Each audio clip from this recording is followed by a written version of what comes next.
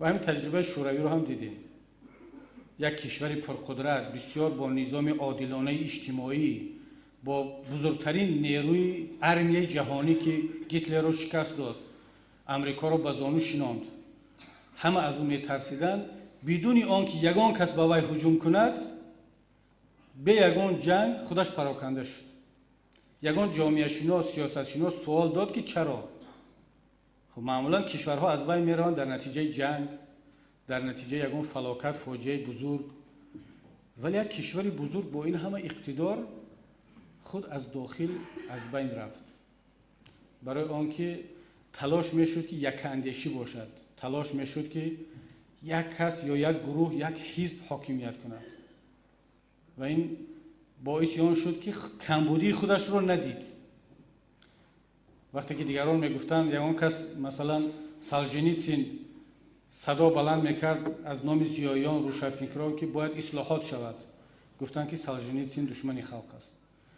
اندری ساخروف عالم اکادمیک میگفت که ما چون میدید عقل انسانی به خصوص علما، زیایان، دانشمندان بعضی چیزها رو میبینن که مردم عادی نمیبینند، تصور نمیکنند، ولی اونها میتونن پیشگویی کنند که اگر اصلاحات نشود جامعه میتواند که به بی‌ثباتی کشانده شود. ولی ساخروف رو دشمن خلق اعلام کردند. من با رئیس محترم در کابینت هم گفتیم که کار به حدی میرسید که در ناحیه‌های دوردست ما حتی میتینگ تشکیل میشد بر ضد ساخروف، سالژنیتسین.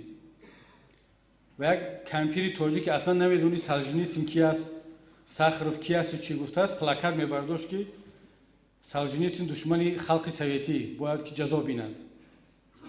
تشکیل میشد و علیه اینتلیجنسیا و زیایان و روشنفکران، کسانی که اندیشه دیگر داشتند، این سیاست ها را تشکیل میکردند و بخبر از آن که امروز سالژنیتسین در روسیه نامش بلند، ساخروف جایزه جهانی حقوق بشر به نام اندری ساخروف مانده شده است، ولی کسانی که ضد سالژنیتسین و ضد ساخروف مبارزه بردند امروز از صحنه تاریخ نابود شدند.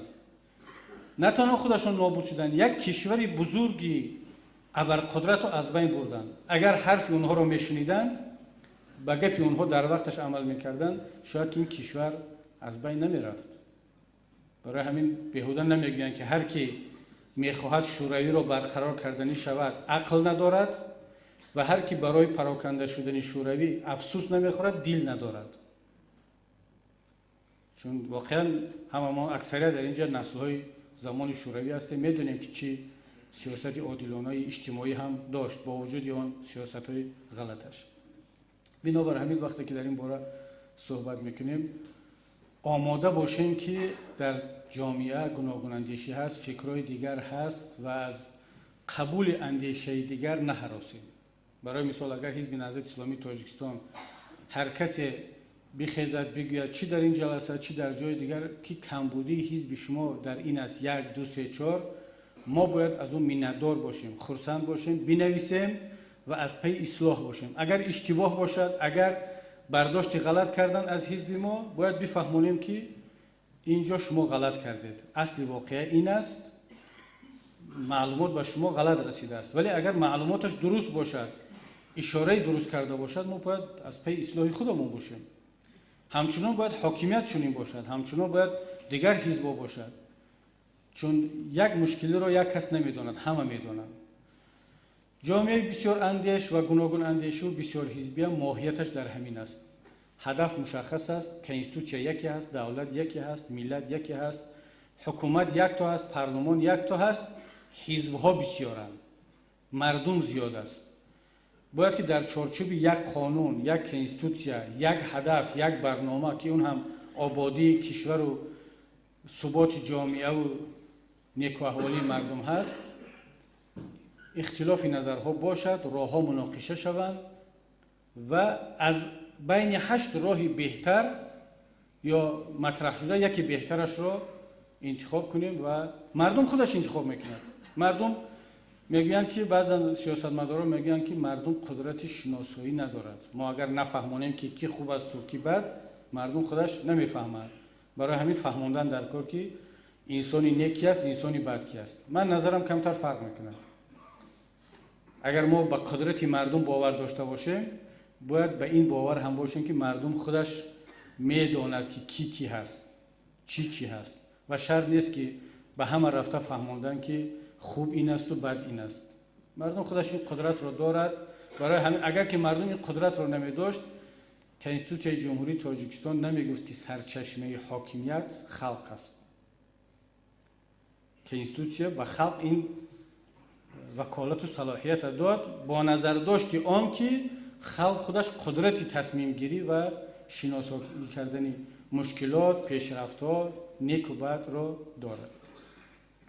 با نظر داشت که در این تالار بزرگان دینی هم هستند، شخصیت‌های خیلی معروف و خب اکثر هم الحمدلله مسلمان هستیم، ولی در هر جامعه متخصصان هستند. متخصصی هندسه هست، طب هست، دین هست. باید که هر گروه را با زبان خودش، با اسلوب خودش باید صحبت کرد. من نه همچون یک داننده خوبی این ساحه، بلکه همچون یک برادری خرد شما و خادم شما این را گفتنی هستم که جهان اسلام امروز در یک حالت دشوار قرار دارد. دیگر ملت ها، دیگر دین ها این مرحله دشوار را گذشتند. اروپا صدها سال با هم جنگید، مسیحی ها کاتولیک پروتستان را کشت، پروتستان کاتولیک را کشت. فرانسه با آلمان می جنگید، آلمان با بریتانیا می جنگید، همش یک جای با ضد شوروی جنگیدن، جنگ دوم جهان. اینا این مرحله را طی کردند. امروز یک اروپای آرام، یگانه، متحد، حتی امریکا هم با اینها همراه شده است، روسیه هم همراه شده ایستاده است در یوروپیسکی سویت، شورای اروپا تشکیل کردند. اینها به یک زندگی بهتر رسیدند، دینشون آزاد، مردمشون پیشرفته، آزادی وجدان، آزادی مطبوعات، انتخابات شفاف، اقتصادی پیشرفته. مردم دنیا از افریقا و آسیا همه کوشش میکنن ویزای اروپا بگیرن، بیرون در اونجا یا حداقل شهروند نشود، همچون گریزه زندگی کند. من در نروژ 10 روز پیش بچه تاجیک را دیدم، آمد مهمانخانه پیش ما، 8 تاجیک بودن که مقام گریزگی گرفتن. هنوز میگه 1.5 سال شد من مقام گریزگی گرفتن نمیتونم. تاجیک چون جای کار نیست، مشکلی دارد، آرزو میکند ازبکو که از ما زیادتر، هزارها ازبک است اونجا، روس از اینا بیشتر، افریقایی از همه زیادتر، آرزو میکنند که گریزه در اروپا باشد. آرزوی شهروندی کشور خودش نکرده است و آرزوی گریزگی رو، مقام گریزگی، استاتوس گریزگی رو در خارج میکنند. ما حق نداریم بگیم که آنها وطن دوست نیستند. باور کنید هر کی انسان هست دلش به اون زادگاهش میسوزد، دلش میکشد.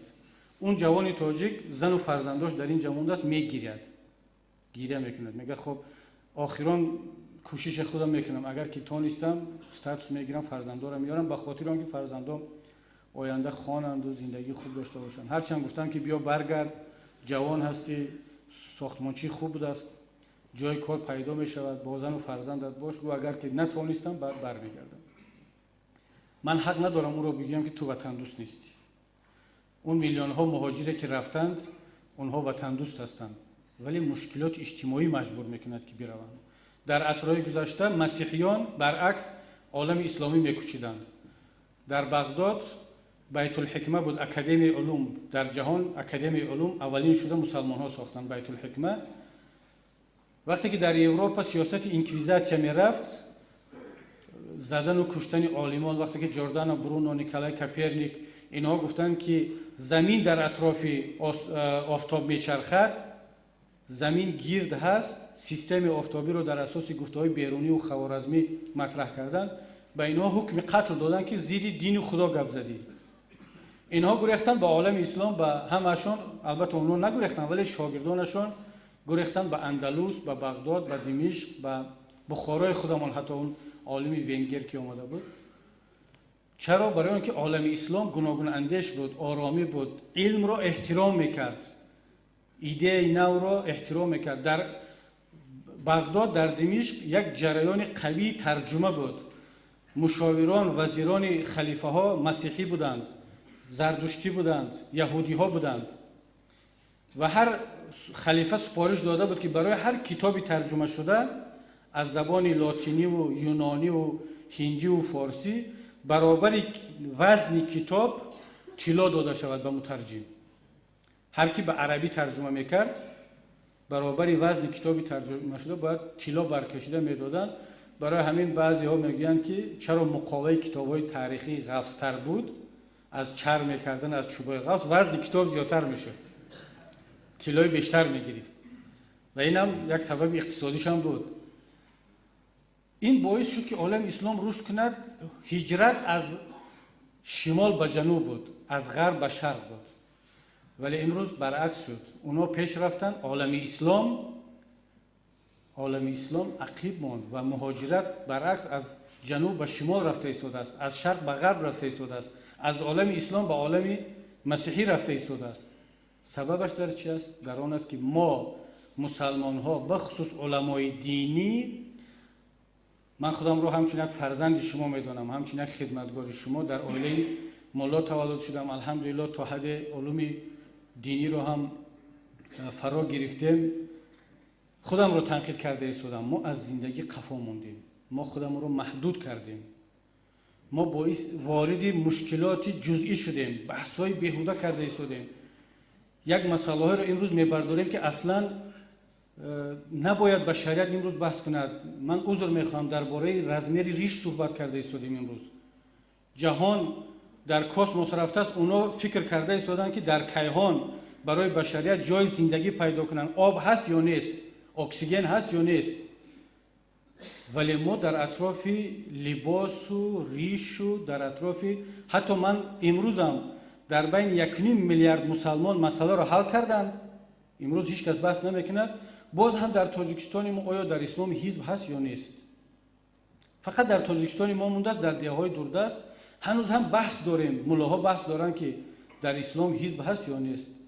بشریت به سوی بسیار حزبی رفت.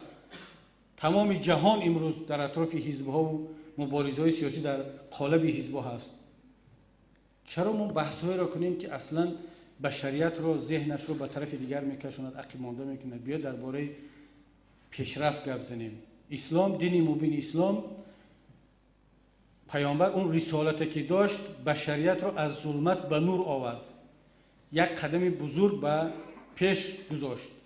امروز ما به طور سنوی خودمون وارد بحث‌های بیهوده شده، ملتمون رو، کشورمون رو، عالم اسلام رو به قفا کشیده ایستادیم. بعد سوال میدین، دیروز در خوجندم یک کس پرسید که چرا در سوریه جنگ است، چرا در عالم اسلام جنگ هست، در دیگر جاها آرامی هست؟ برای آنکه ما نتوانستیم خودمان رو از این مرحله بنبست بیرون کنیم، وارد بحث‌های بیهوده شده ایستادیم.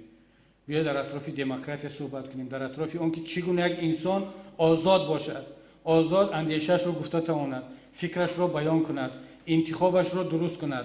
همه چیز رو بالای سر مردم نیستیم با فشار بگیم که مردم نادرست میفهمند. باید من بگویم، من سیاستمدارم، من دپوتاتم، من وزیرم، من رئیس حکومتم، من بهتر میدونم، این رو کنید، این رو نکنید. قانون هست، خوب است، بد است، قانون است. بسیار قانون ها شاید به من معقول نباشد، ولی مادامی که قانون شد، آن رو باید از پرزیدنت شروع کرده تا اعضای قطاری حزب تا شهروند باید که رعایت کنیم. بعد جامعه ما آباد میشد. بعد ما میتوانیم بگیم که مسلمان ها هم توانستند یک جامعه آباد بسازند. چرا ترک ها مسلمانان توانستند و ما نمیتوانیم؟ چرا ایرانی ها توانستند در کاسموس بروند؟ 11مین کشور جهان هست که به کیهان راه یافت، ایران. چرا پاکستان با وجود همین قبیله ها، با وجود همون عقب ماندگی در پاکستان سلاح هسته‌ای ساختند؟ استحصالات خوب دارند. مالایزیا مسلمان است، اندونزیا مسلمان است. چرا اونها توانستند و ما نمیتوانستیم؟ همان دین، همان پیامبر، همان قبله، همان قرآن. برای آنکه در اونها این بحث‌های ما نیست، این اختلاف بین علما و بین شخصیت‌های دینی نیست. هر کس که منبر گرفت متاسفانه فکر میکند که از این منبر باید که حریف خود را سنگ اندازی کند، یک سخنی بگوید که باعث ضعف او شود.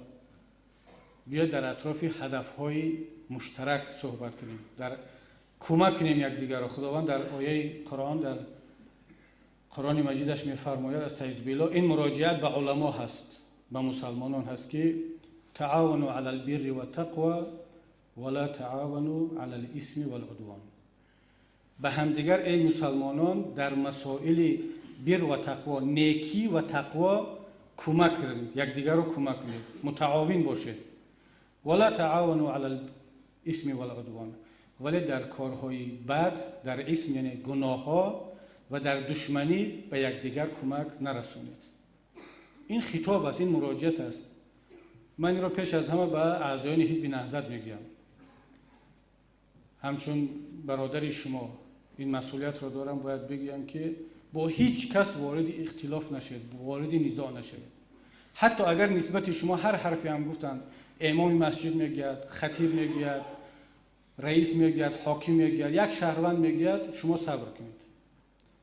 صبر مفتاح چی است؟ نجاح، مفتاح کلیدی دستاورد هاست. صبر کنید. پیامبر صبر کرد، پیامبران صبر کردند، اولیاء صبر کردند، بزرگان صبر کردند. اگر از عالم اسلام هم بیرون رویم، نیلسون ماندلا 30 سال در زندان شیست، برای هدفهایش صبر کرد. دعوت به زورآوری نکرد، دعوت به قانونشکنی نکرد، بالاخره پیروز شد. مهاتما گاندی هندوستان رو از استعمار بیرون کرد با واسطه دعوت و صبرش. اگر بگیم که از مسلمان ها مثال تنها نیاریم. بنابر همین شما وارد کشمکش و اختلافات و نزاع نشوید. ان شاء الله این مرحله دشواری که در منطقه آسیای مرکزی هست، این مهاجرت مردم، این نبودن جای کار، مشکلات برق، اینا همه موقتی اند. با صبر و تحمل اینها را سپری کنیم، بگذاریم و وارد یک مرحله نو، مرحله سازنده، آرامش، پیشرفت و همدیگر فهمی در بین ملت و کشورمان باشیم. با همین صحبت خود را تمام میکنم.